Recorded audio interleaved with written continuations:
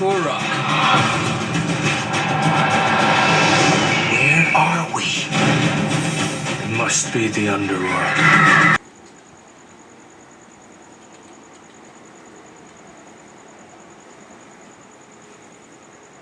Is that fucking thing loaded?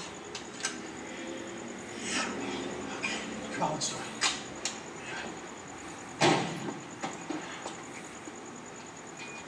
That could be him right there. Should I Made up my mind, spend my life looking for gold.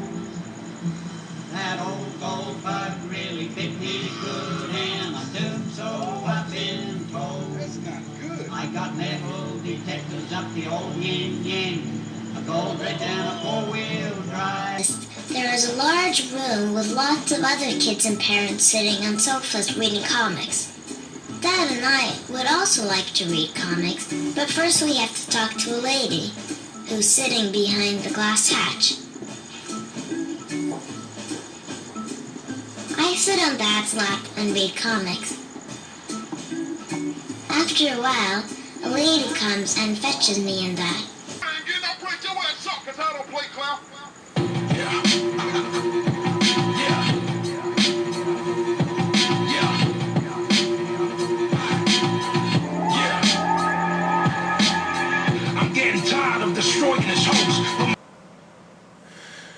Hey, what's up, guys? So I've been buying my Valiant books, and just recently I purchased the Turok Dinosaur Hunter run, which is kind of one of the last runs I really needed.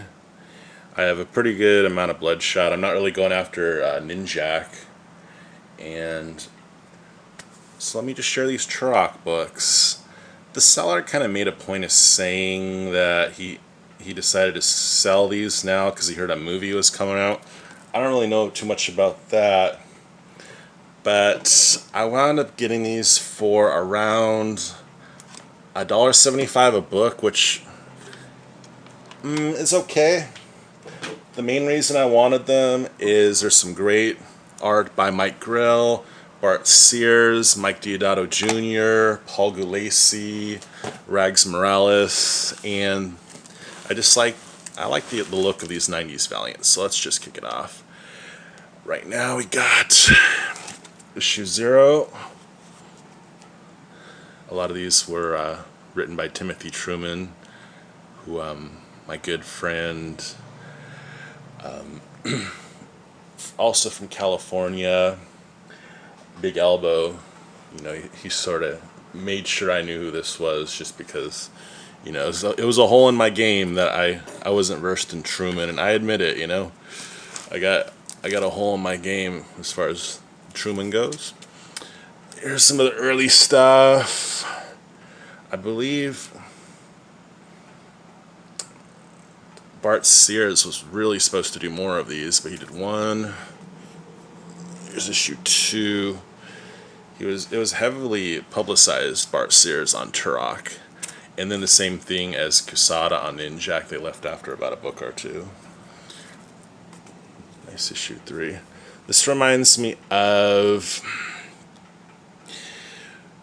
it was an early 300s McFarlane Amazing Spidey, where Hydro Man is kind of drowning Spider-Man, and the cool thing is there's a little box on that cover, and it's really like Venom's first cover appearance, even though it is until I think 316 that he's really on the cover. But it's funny that he appears in a box on that Hydro Man cover where he's drowning Spidey. And that's regardless if you'd have the newsstand or not. It's actually just a little blurb. Issue 4, 5. I've never played the Turok game for Nintendo 64, but I understand it's pretty amazing. Like maybe the best game, one of the best action games for 64, along with 007 Goldfinger. So here's 6. When I first looked at this, I thought it was a hospital cover, but then I looked at it a little closer. It's an auto garage. 7. Pretty nice. Some of these dinosaurs, man, they look... Like this one, for example, on issue 8. I don't know, they're just kind of cracking me up. These are Lost Worlds dinosaurs, so I don't know if they're actually a representation of prehistoric dinosaurs as we know them. 9. Cool, like sunset cover, I guess. 10. I like the purple background. No, this one's great. 11. It's got a really cool perspective on it. 12. These dinosaurs always remind me of the mounted Rulon dinosaurs and Dino Riders, just because they got the headpiece for mind control. 13. Yeah, I was going on Comic Vine eyeballing these covers, and I was like, I just got to get the run. The seller told me he bought these off the rack and never read them, and they do not smell like tobacco.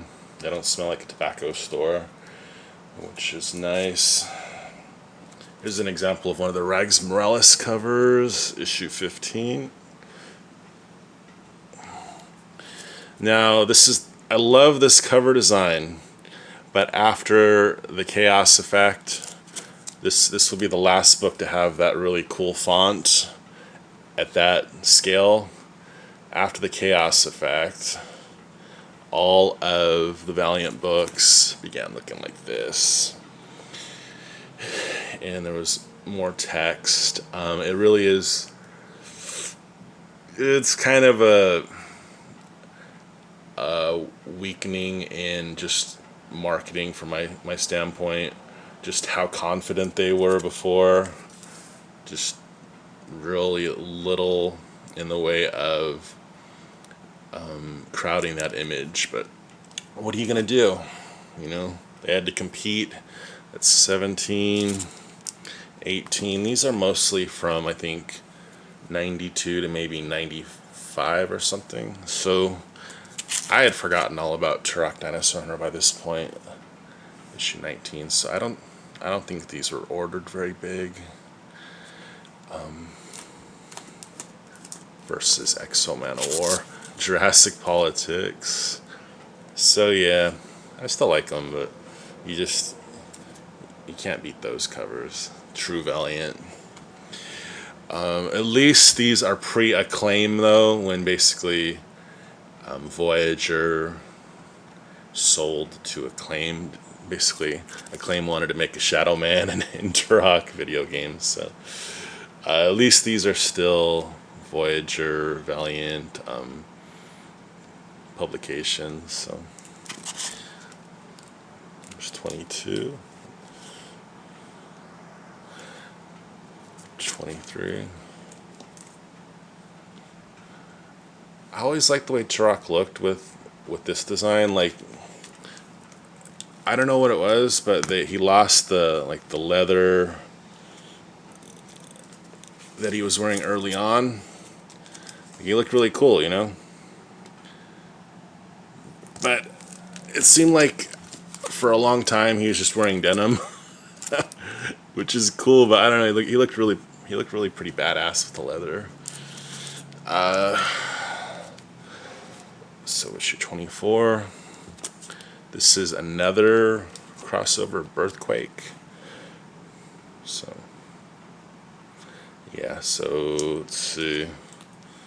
This is when Voyager or Acclaim bought Voyager, and they started doing Valiant comics. So this is like the last one, and then we do away with that cool little star they did.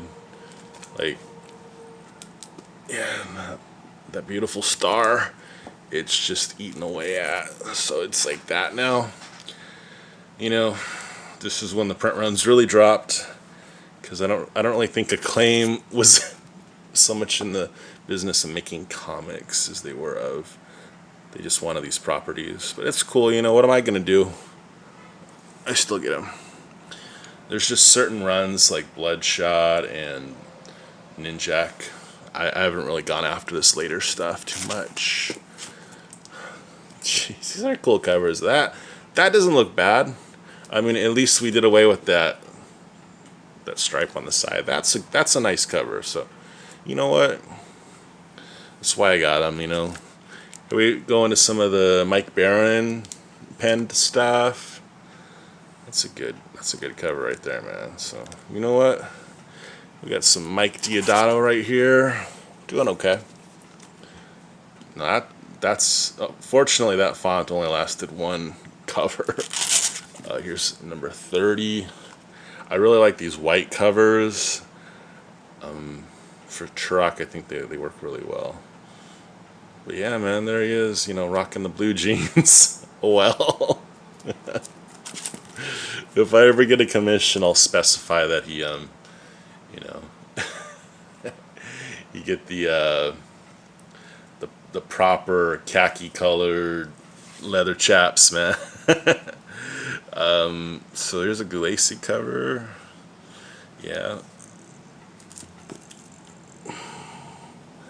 I don't think I had some of these. I just recently I bought some of these straight up for Glacy, but now I got actually nicer copies. I went the Lone Star Comic very fine route the first time I bought these, and that's exactly what they were. So it's pretty money to get some really nice, legitimate copies. Thus begins the Mike Grell stuff. Here's a nice painted cover right there. I think that's kind of a throwback to the Turok Son of Stone look. It's 36,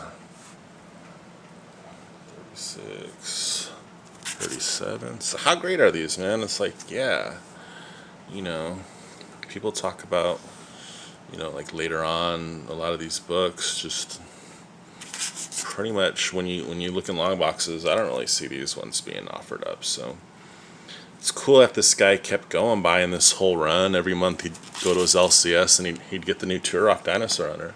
So I mean, he bought these, held on to them for 25 years, and he basically lost $1 an issue. Which, you know, it's not the greatest appreciation on your investment, but you know, he got some of it back, and he got to have these cool covers. I assume that's what he got them for, because yeah, these haven't even been cracked open. I love this shape, this form of this cover. It's very, very Frazetta. It's just strikes you upside the head of Big Frank. 42. Furman, Chiodo, Ribeiro. Very nice. This could well be the last issue cover, but you know, they went 4 more books. But that's a perfect farewell, you know. That's amazing. 44 looks pretty good. These look like classic cowboy comics now. 45 is the last one I have. I got kind of a good deal because he didn't have 46, which is the second to last book, and then the big one that people are actually trying to get some cash reserve for is 47. It's an all-white background cover with 2 central figures, Turok with a gun to his face by another man. So I'm in the market for a 47, but you know what? The guy did throw in. He had this Turok yearbook. So I can see how the girls in Turok's graduating class signed his yearbook. And, oh, check that out, man. Talk about White Buffalo. This is Turok the Hunted Special. 1 of 2. Mike Grell, Simon Furman, and Mozart Chiodo. Look at all this scale. I know my buddy, Hope C likes some skulls, but these are like turtle skulls and mule skulls and wildebeest skulls. I think he just likes skeleton of. Luckily, it's not our main man in skeleton form. He's doing well, making his presence known. And here's the last one I got in the deal. So yeah, I'll be kind of buying some runs. I really shouldn't, because that's, once I've double bag and board these, that's like a half a long box. No, half a short box anyway. But you know what, man? You only live once, and we're collectors.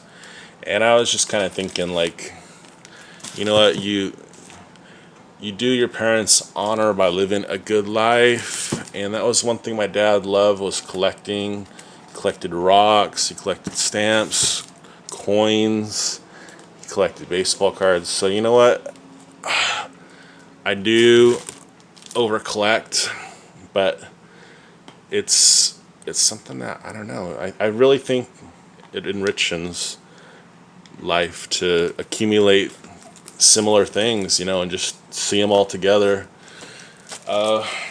So yeah, it's a tribute to who I am, I guess, to just bulk up on stuff.